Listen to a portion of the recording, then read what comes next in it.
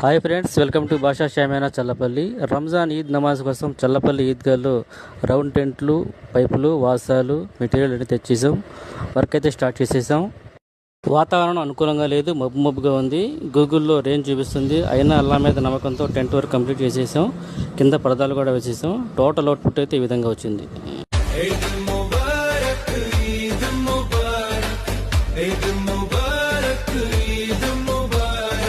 रब से जो मांगना है मांग लो, रब से जो लेना है ले लो। आज की दिन अल्लाह किसी की दुआ को रद्द नहीं करेगा, बल्कि फौरी तौर पर कबूल अता फरमा देगा।